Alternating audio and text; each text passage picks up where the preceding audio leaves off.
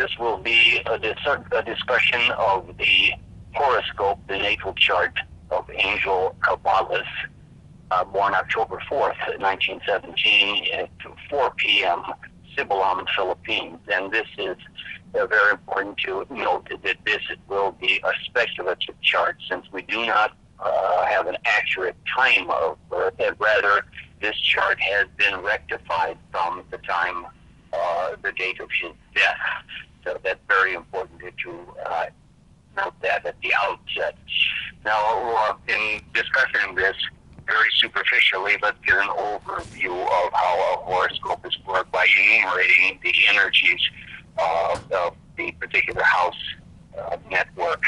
And we must always understand that what any horoscope is, it's an energy print of a certain time. In this case, we're using 4 p.m.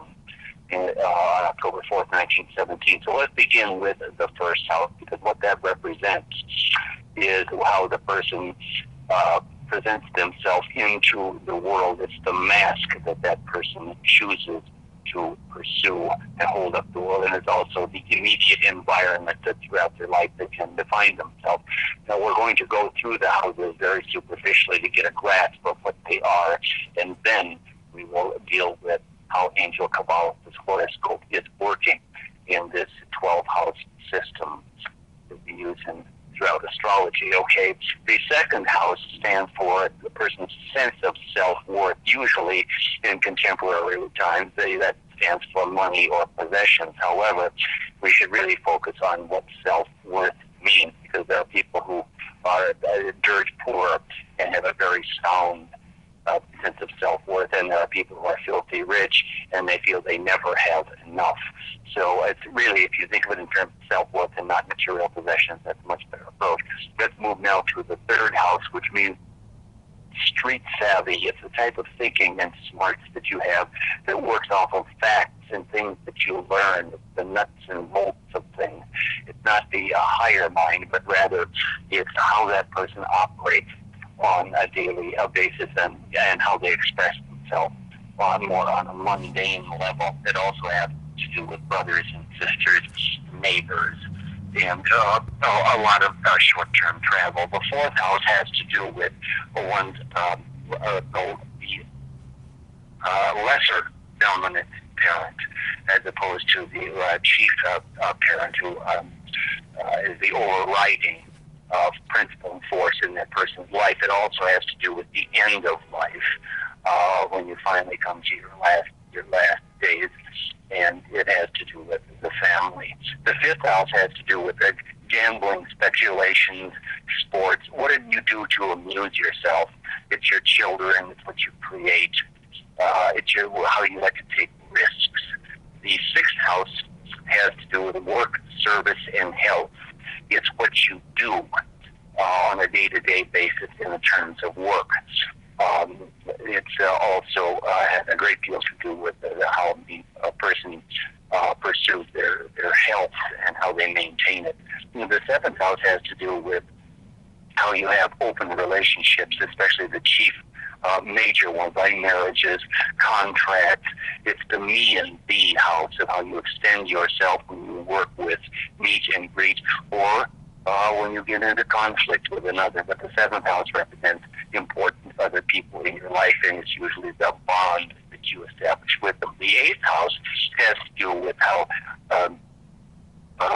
you deal with other people's money. It's how you manage others, how you have joint held funds. And it has to do also with death and certain occult secrets, certain things on how you pursue your belief in, let's say, the afterlife and metaphysics. The ninth house has to do, as opposed to the third house, that's more a broad sense of your thoughts.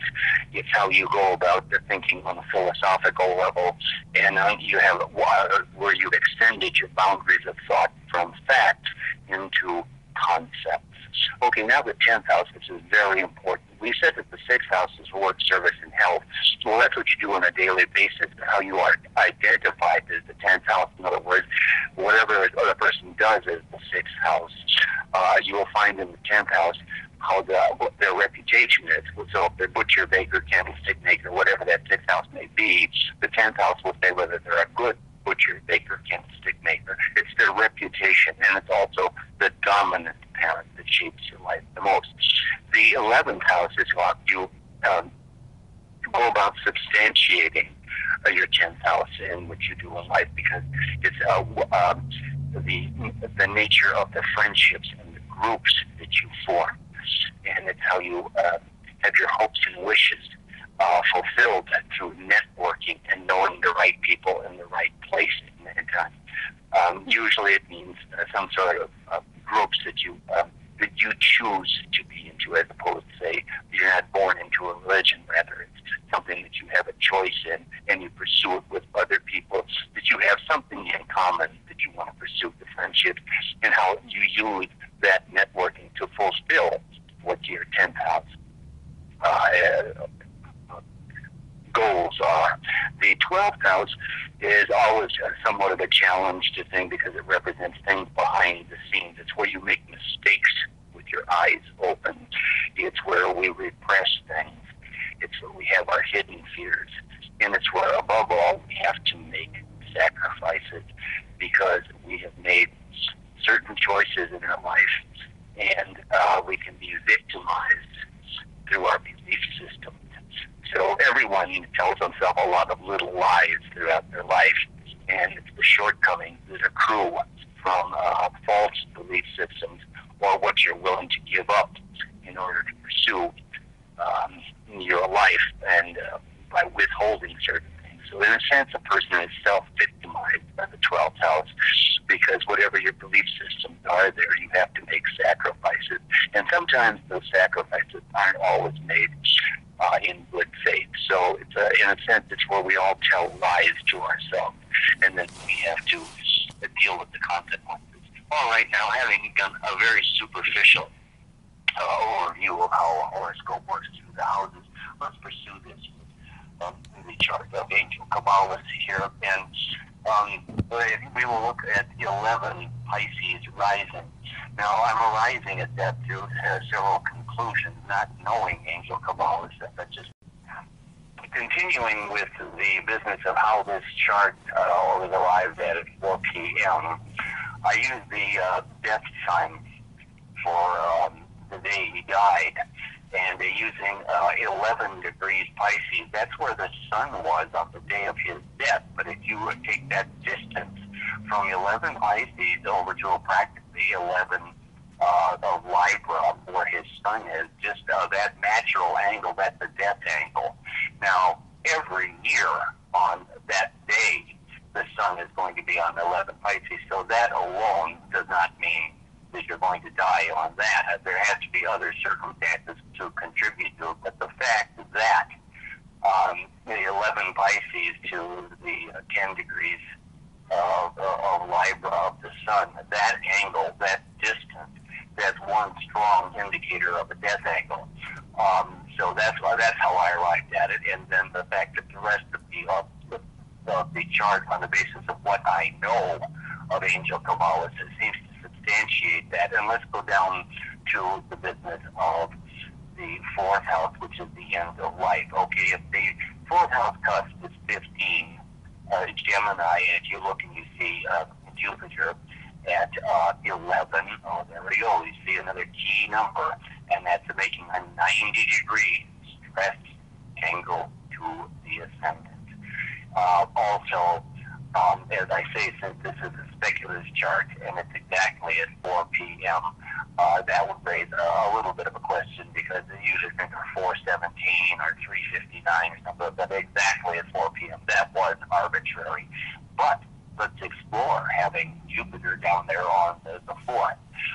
The angle from that to the ascendant is 90 degrees. That's a stress angle, that's developmental tension, and this is not my opinion, but all astrologers pretty much conclude that in a death chart, Jupiter is out because it stands for the release from the soul as it is released, and it means to, metaphorically, for you to go on a long journey. So I think the fact that the Jupiter squaring at 90-degree angle to the ascendant, and there again, it's that key number, 11. Also, the fact that the distance from Jupiter to the Sun, if Jupiter is 11, the Sun is almost 11 at 10, but there it's not a stressed angle.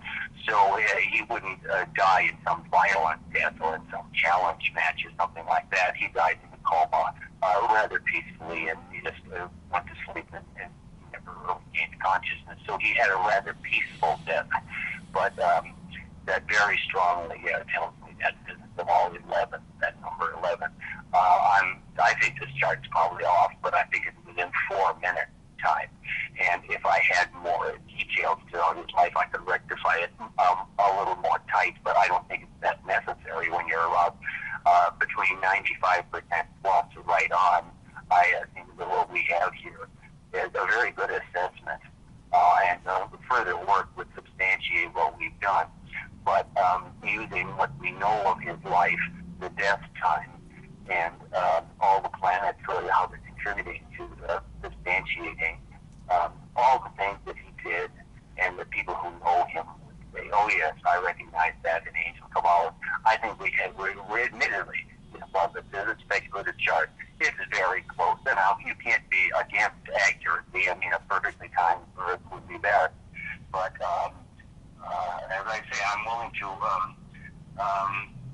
risk sticking my neck out as an astrologer with this rectification. It's very close. As I say, it's within 4 minutes. And I think once we deal with further facts that come up or from his family, so we probably tighten it. But on the basis of what we have here, this really would be the chart of Angel Cabalas. He lived his life, and considering it, all horoscopes as an energy print that work at the time the person manifests. This would be one of a man who has a genius for teaching his martial arts particular approach, and especially with that Uranus in the 12th house there.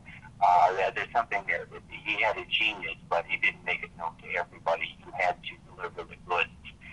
The fact that we have an opposition here between Uranus and Mars, actually, any opposition, it's important to think of in these terms. Whatever an opposition represents is a confrontational awareness seeking balance through integration. So what he had to do, the challenge throughout his life, was to integrate that business of wanting to do his own thing and being having a particular genius for it, but he had to be able to adapt that in the way he would make that known, and through the business of formulating Serrada through the Saturn and Mars. So the Mars is the self-assertion, it's martial arts, it's competing, and it's males.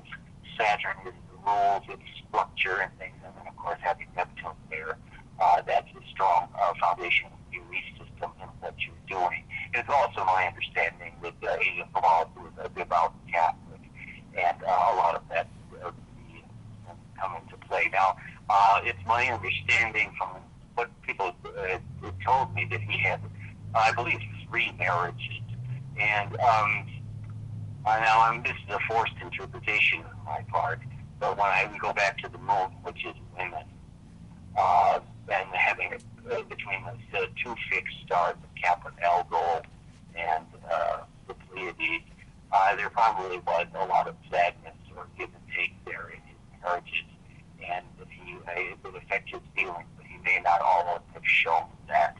And also, once again, whenever a person has Pisces rising, that's a person who has a strong sense of soul, but they are all, and they have a sense that person's a poet, but there is a certain amount of suffering there. You have to be willing to make sacrifices, and circumstances will victimize you.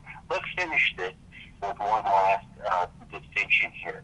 The planets, if you have that up and down, the right side and the left side measuring from 15 Sag at the top, the MC, and 15 Gemini at the bottom, everything to the right of that. That means circumstances and other people are what are going to dictate a lot of your energies in life. And everything on the other side from 15 to Sagittarius to 15 Gemini.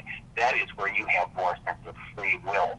So let's just enumerate the planet there, Uranus, which is what makes you idiosyncratic and doing your own thing. There he was allowed a certain amount of do your own thing. And with the moon, which is your emotions and your feelings and how you go about forming habit structure, and how you integrate value systems towards Jupiter, the greater, broader thinking. There he had more of a sense of being free. But there are planets on the other right-hand side that tend to limit free will more so. Now this can be argued by all kinds of different systems, whether there is free will, whether there is. But generally, the more planets that are on the right side of the chart, circumstance and other people are going to dictate what happens in your life. And the stuff on the left-hand side of the chart, you're more or less at the wheel and free to adopt how you want to respond to those. You're given a little bit more freedom. So when you see you evaluate it, we're dealing with something like 2, 3, 4, 5, there are 6 planets on the right-hand side of the chart. So basically, life was dealing him a hand rather than him being behind the wheel and having a lot of freedom and choices. But anyway, this is, as I say, a superficial overview based on a guesstimation of time, but it's very much substantiated by things that occurred in his life and that were told to me or that I became aware of through other people who pursued Serrada. He was an interesting man, and I think he was very fascinating. And the more that I get to know about him, I'll be able to deal with this chart. But I'm very appreciative of what I have learned from his students. And I think this is going to be a very, very important chart to study further. And in a sense, I feel very blessed that this was shared with me, and I have the opportunity to use this as a learning experience. So with that, I'm going to offer my prayers to Angel Cabales and my gratitude for what, never knowing the man, has been passed on to me through his students.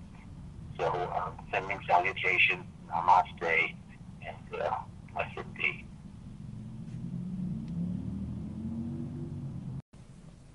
Okay, at this point, let's pursue further the commentary on the chart of Angel Cabales, having explained how superficially how the different houses work.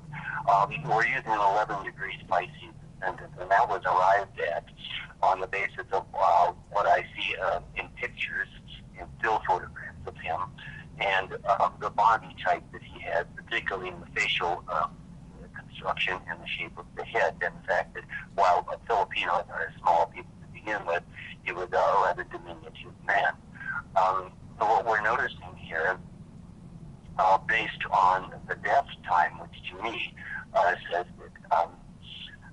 the relationship from that ascendant to the sun at that time, that is how I arrived at my conclusion of the 4 p.m. birth. And I think it's off a very tiny bit, but the amount is not enough to skew the chart. I'm seeing when we first of all, let's look to the sun, which is how a person focuses their desires and what their wants are, and whenever that is in the 7th house of partnerships, plus being in the sign of partnerships, which further extends that whole business when the sun is in Libra, it tells me that he is a person for whom all kinds of relationships would be important throughout his life. That would be a motivating sense of energy there. Also, I am looking at, let's pursue these energies here, that we have Neptune, Saturn, and Mars very close around the 6th house. So with the combining of those three, those are very difficult, the combination, because they are antithetical. For one thing, Mars is always to be very assertive and in too much of a hurry, and the energies are very forthright, whereas Saturn deals things that are slow and that hold back and require a lot of time. And then when you further put in Neptune, which diffuses things, and it tends to make boundaries less than clear. So what he was dealing with there, I know that he, from what I'm told, was a very hard-working man. That's the business of the Saturn and the Mars.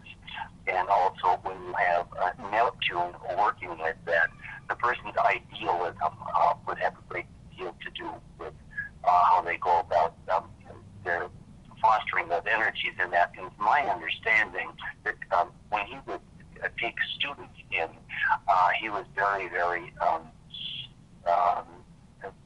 go by the rules, and he wouldn't further a student until he felt that Neptune was there, that they had perfected themselves, so they didn't get advanced unless that they had done all their homework and ready to go on to the next stage. He would have been very strong on that. Also, in terms of health, I would think that when Neptune and Saturn and Mars there, that stands for, among other things, certain poisons that get into the body, that the body would have a great deal of difficulty ridding them, because it would want to stay in the body for a long time. The body doesn't have ease with which you get rid of them there.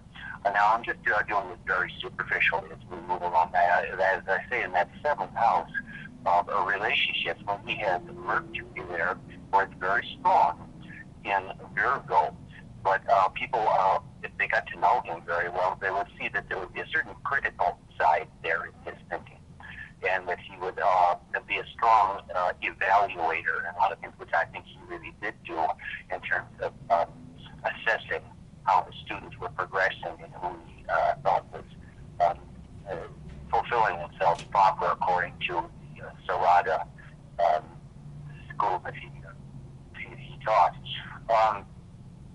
Here's a very important thing here that I want to deal with that further substantiates this business of 4 p.m. time. And as I say, that's a little bit coarse, but let me go into this further. When you see Jupiter down there, it's in the very late third house, very close to the fourth.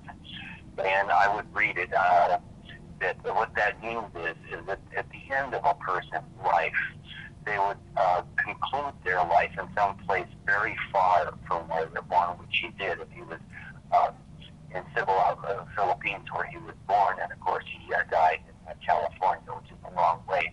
But I would guess that since Jupiter is there, where you end up in life, you're much better than where you were started. And with all the poverty and things, the difficulty of life in the Philippines, I think he definitely bettered himself by pursuing Jupiter there. Also, that means a person who speaks more than one language there. You no doubt converse in Tagalog as well as English. Let's deal on something here that I find very interesting. Whenever you have a planet in the 12th, in this case that planet is Uranus, and some person is very, very distinct in itself and to their own thing, and they're not interested in what the rules say. However, it gives a very distinct form of genius wherever it is, and when I see that at 20 degrees of Aquarius, and it's wide, well, not that wide, it is a little bit wide in its opposition to that cluster of Neptune, Saturn, and Mars, that triple conjunction there. I would say that it would give him the ability to adapt the other forms, because I'm cheating here. I know what he did in terms of martial arts. I'm not reflecting on what he did for a living, but rather what he did as a martial artist. He would have some very unique approach that may not be shared by other martial arts schools, and that they might have had somewhat of a contrary view of Serrada, or how Angel Cabales thought to pursue his system. But nonetheless, he did have a definite genius there, and the fact that it's in the 12th house says that there's a certain amount where that doesn't get shared with everybody, that he kept his secrets close, and that until you are ready, he didn't be willing to manifest what his particular very insightful and unique approach were. You'd have to get to know him, where he trusts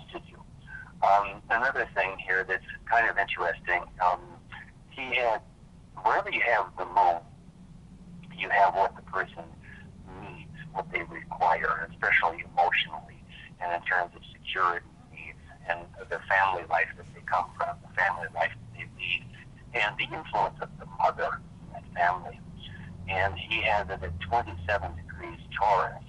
And at 25 degrees Taurus, there's a very powerful fixed star called Algol, which can be very unfortunate. And right at about 28 and 29, there's a series of fixed stars called the Weeping Sisters, the Pleiades, and it gives you something to cry about. And having the moon there, I would think that there was something there, a challenge perhaps to his eye and eyesight. And this is something also, because that's the third house, that brothers and sisters there, whether anyone knows it or not, there may be some sort of family situation there that there was a certain sadness or some grief that he came to in terms of brothers and sisters. And it's my understanding that when, now once again I want to say that it's my understanding I'm basing this time on in time of death, and sitting 11 degrees Pisces rising. Here's another thing that really reiterates that. If the ascendant is 11 degrees Pisces, I want to use this occasion to extend my special thank you.